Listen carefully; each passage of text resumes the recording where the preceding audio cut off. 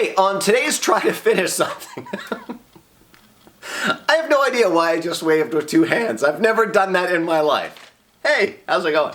On today's Try to Finish Something, I've had some people asking me what I'm doing to fill my free time as I'm trying to find a job. And I do have a job now. I've finally found a job. It's maybe not the job of my dreams, but it'll give us some benefits and stuff, and will put my wife a little bit at ease. But what am I doing to fill my free time? I'm somebody that's always busy. I do a lot of things around the house. I usually do most of the cooking.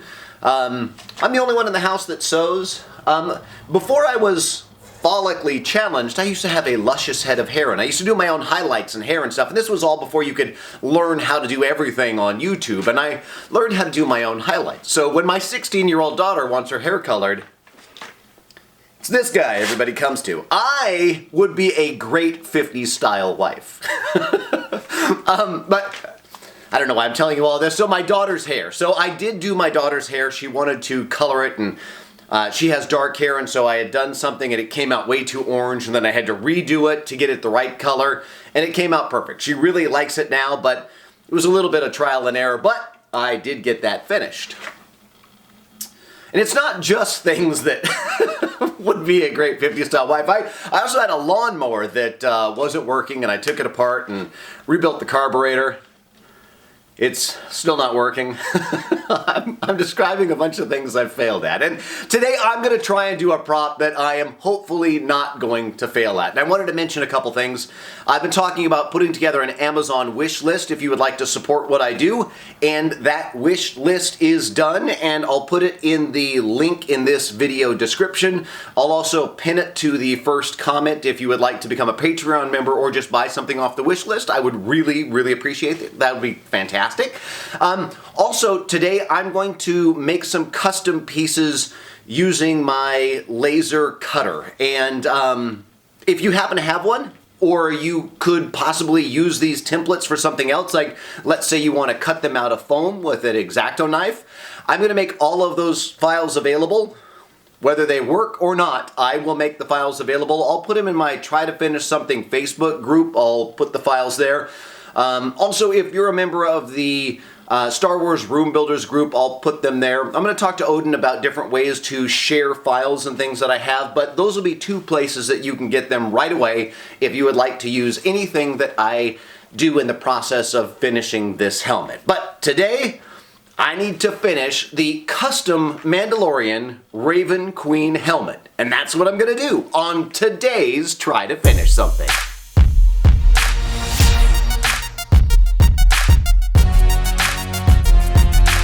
Alright, so this is the last video on the custom Raven Queen helmet, and I really need to wrap this thing up. I'm probably 40-ish hours into this, and I haven't even really begun the really custom stuff yet. So I don't like the model of these back vents, and I never planned on these ever being exposed. I didn't sand them or finish them in any way. See, now this, I really like this grade 8 piece, and this is a vent piece that's its own section that fits in here, and look how nice that looks. And I don't know, maybe I can use this one. Nope. And Malia wants there to be ventilation in the back, so I can't cover it up completely, and she has this speaker system that I have to somehow incorporate into the cheeks, and I have a plan. I'm going to create a harsh climate Mandalorian recirculation breathing system. Yep. A story. My plan will be some sort of apparatus in the back that has LEDs, fans, maybe hoses, and somehow tie it into the cheeks with their own vents to hide the speakers that I need to put in. I am just sketching out a rough shape and some measurements and then design it in Adobe Illustrator. Yes, I am still doing things and planning projects that force me to teach myself new tools, and I'm trying to get better at Illustrator. All right, so I have my basic design, and I've created my multi-layer design in Illustrator. Cut on the laser cutter and see what I think. All right, the fit is good, but it needs more interest and functionality. I made a few changes and put some paint on this one to give myself a better idea. I like the concept, and I think I'm on the right track, but I don't know. I still don't like it. Where are my hoses supposed to go? So in my last podcast, link up there, I was asked if I think things like a laser cutter are necessary, and I still say no, but I make a lot of iterations of things, and the laser cutter is fast, and I am impatient. So I didn't like the big gray rectangle at the bottom and thought that a gauge would be cool. And with a quick design and cut, I designed a gauge in the bottom with some of the fogged clearish acrylic for the lens, and using the scoring of the laser printer instead of a cut through, I can peel off and expose the gauge needle.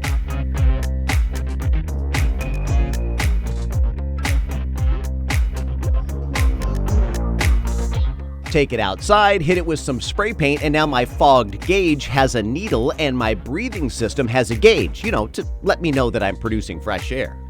Oh, the big one? I just made that one for fun because I was just so pleased with myself. I'm sorry. Just the small victories. I also cut a piece of foam to make my own gasket for this to help it fit better onto the helmet. All right, let's glue one of these together and throw some paint on it again.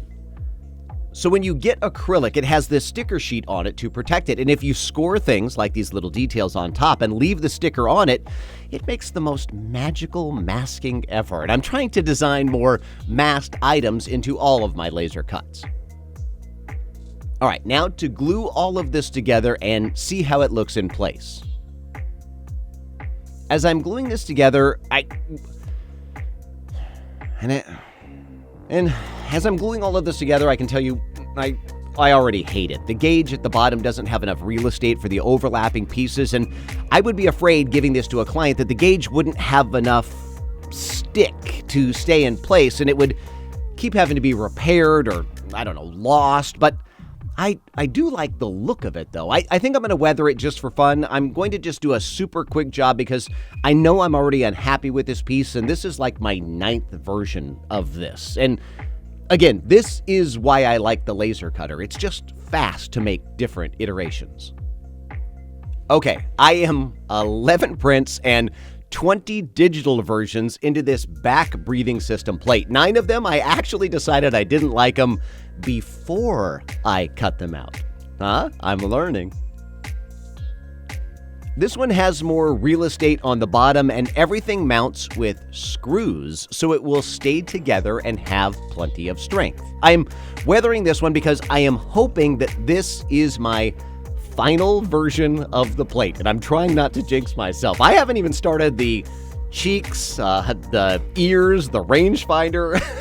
I'm already 50 plus hours into this. All right, I'm going to add some rust strips. I figure the system would create condensation from breathing, and I'm going to assume it would rust. I really like these vents. I was trying to make them look like those huge fans that every action movie from the 80s had when the, main character was trying to escape and they had to run past and get those giant blades to stop so that they could barely squeeze by. I just really love trying to add my own personality to a project, bringing in items that mean something and look like something to me, but still feel in universe.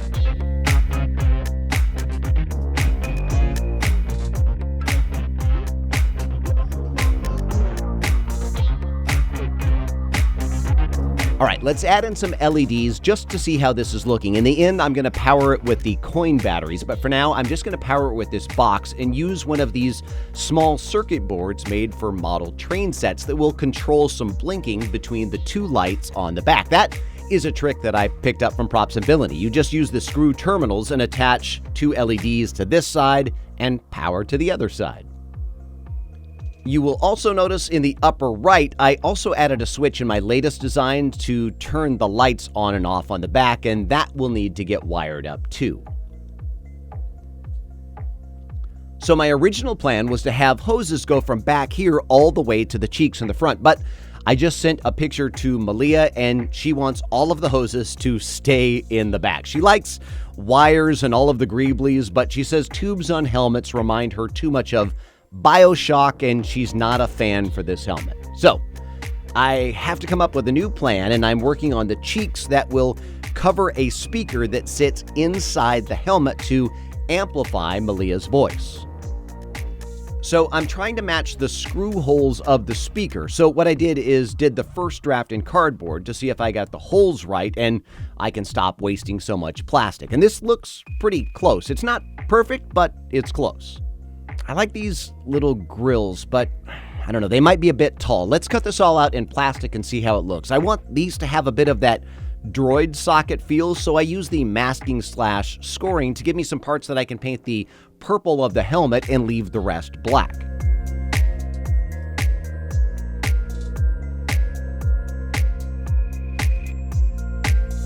Yeah, so I think these grills are a bit too tall for my liking, and they seem pretty easy to remake. And there you go. 2 layers, and now they look like I want them to look. Glue those together and get some paint and weathering on them. I'm only 9 versions into these.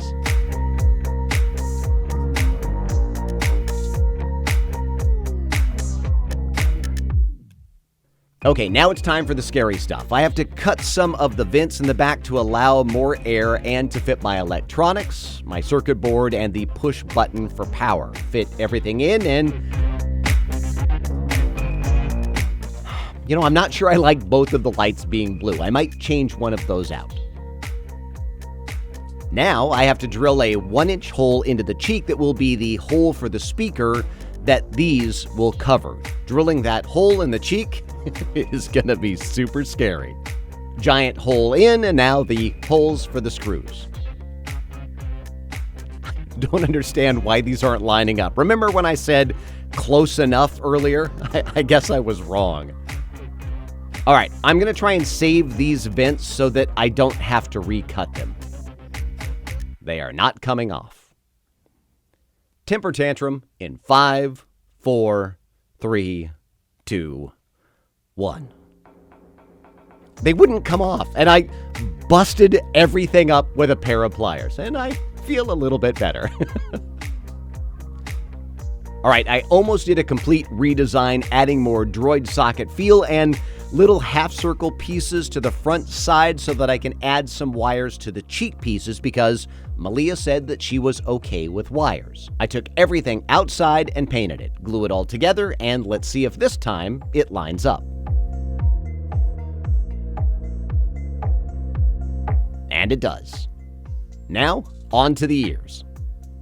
I have a bin full of parts, and I really like these. I'm going to take them outside and paint them black, and I'm going to add a bit of my accent color. All right, a quick tip about paint bleed. I hate spray paint bleed, and I painted these in black and then masked them all off, and I don't want the purple to slide under the tape. So what I'm going to do is I'm going to paint it with black again first to help seal up the tiny passages. Then after that dries, the purple that I want to be seen. Now, when I unmask, I have cleaner lines. I love unmasking.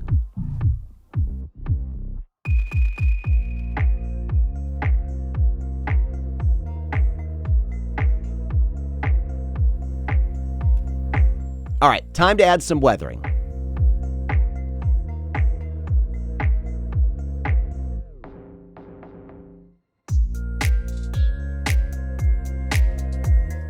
Now some Scotch 100 2-part adhesive and mix it up on a scrap piece and use this epoxy to attach the ear.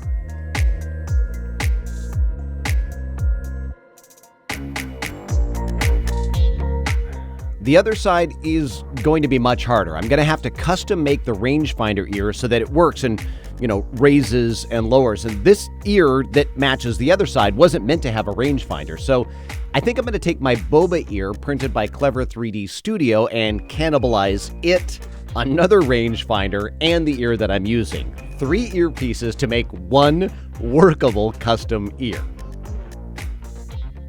Now, the matching ear layer has these 2 tab, so I'm using the Dremel to open up 2 slots for those to slide into. And yes, I am wearing a mask because this resin dust gets everywhere, so I'm just assuming it would find its way into my lungs too. Now I have to notch out part of the outer ear so that the rangefinder arm can move in that pie slice of movement, and notch out the first layer to give it room to move. All right, it's close but a little bulky. I think I need to flatten out the curve of the top of my boba ear. I'm going to take all of that outside and paint it black. Sorry, I've got a song going in my head. It's also a song by the Rolling Stones. Never mind. Tangent.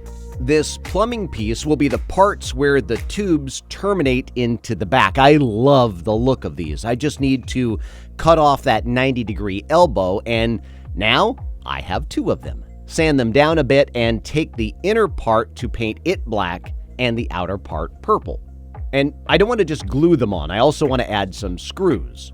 All of my new camera angles, and not a good one with a shot of what I'm doing. I am in the way of me filming and trying to show you what I'm doing. All right, I drilled out 2 holes through the helmet, and I'm screwing 2 wood screws through the helmet and self-threading them into the back of the breathing exhaust ports. Also adding epoxy to make sure that they don't move. Once screwed in, weather and put the purple outer shell on and weather again. Now I have places to add my exhaust hose pieces of the onboard air purification system.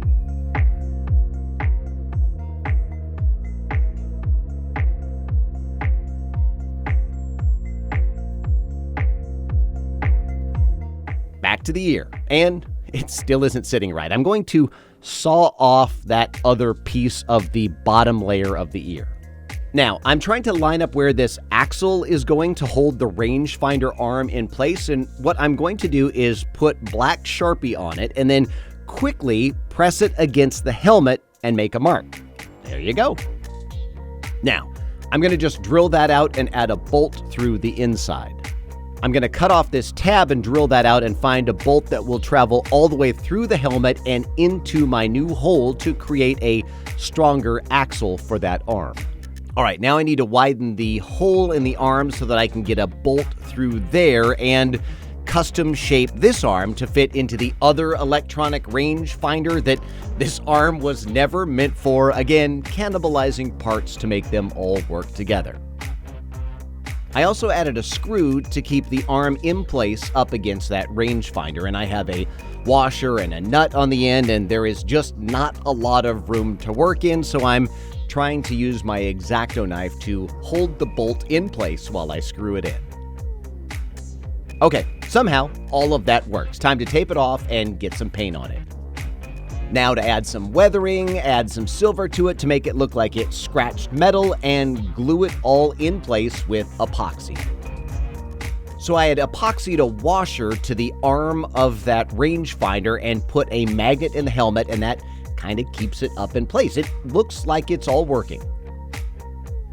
And I thought I was done, but this helmet has a hole where normally on the Boba helmet it would have that greebly that has the hexagon and the 2 small round holes, so off to the laser cutter and Illustrator to design one and fill this hole in. Paint that with the mirror paint and weather. Now, I think I am finally finished, and for those that wonder why I don't do this for a job, I'm over 80 hours into this build, and I care too much about every single detail, and I really, really hope she likes it. All right, here is her design and my custom Raven Queen helmet designed by Malia and realized by me. I really hope you enjoyed this video, and if you did, please like, subscribe, and tell a friend about it. And if you didn't, as always, just keep it to yourself, and we'll see you next time as we try to finish something.